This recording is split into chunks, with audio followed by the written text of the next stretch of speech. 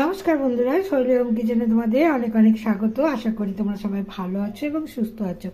আজকে রান্না করছি লাল শাক বেগুন দিয়ে। এর জন্য আমি অর্ধেকটা বেগুন ছোট ছোট টুকরো করে কেটে নিয়েছি। এখানে লাল শাক কুচি করে কেটে নিয়েছি, আর নিয়েছি রসুন এবং দুটি কাঁচা লঙ্কা। এখন ফ্রাইং প্যানে তেল গরম করে নিলাম।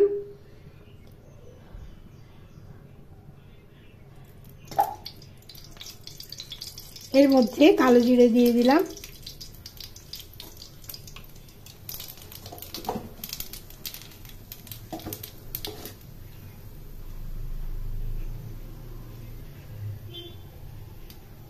রসুন ও লঙ্কা এর মধ্যে দিয়ে দিলাম।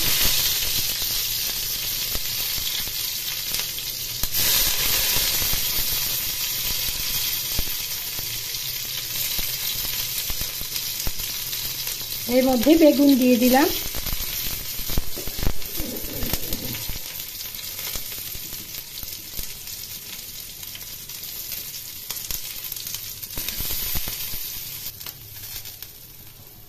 এখন এর মধ্যে স্বাদ মতো নুন ও হলুদ দিয়ে দিলাম।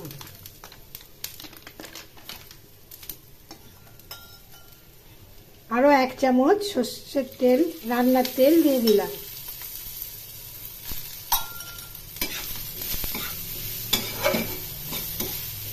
বেগুনগুলো একটু ভালো করে ভেজে নেব।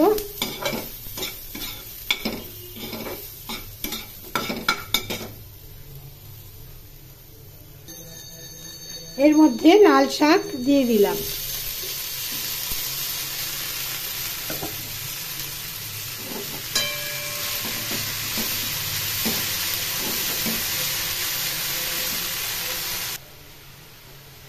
এখন খুব ভালো করে নেড়ে নেড়ে এই লাল শাক ভেজে নিতে হবে।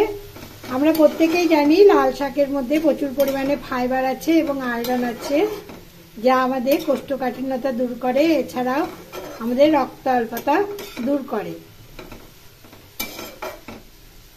এছাড়াও অনেক রকম মিনারেলস এর মধ্যে আছে। লাল শাক প্রতিদিনকার পাতে রাখা অত্যন্ত জরুরি। যারা অ্যানিমিয়ায় ভোগেন তাদের লাল শাক প্রতিদিনই খাওয়া উচিত।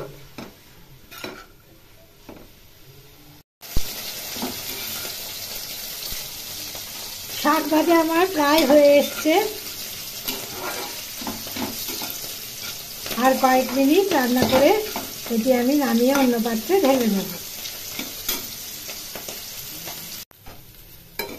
শাক রান্না হয়ে গেছে, এখন গ্যাসের ফ্লেম বন্ধ করে দেবো। আজকের রেসিপি এই পর্যন্তই। রেসিপি ভালো লাগলে লাইক, শেয়ার ও কমেন্ট করবে এবং শৈলী হোম কিচেন চ্যানেলটি বেল আইকন সমেত সাবস্ক্রাইব করার অনুরোধ রইল। সবাই ভালো থাকবে, সুস্থ থাকবে। আবার দেখা হবে আগামী পর্বে অন্য কোনো রেসিপি নিয়ে। আজকের এই রেসিপি দেখার জন্য তোমাদের অনেক অনেক ধন্যবাদ জানাই। নমস্কার।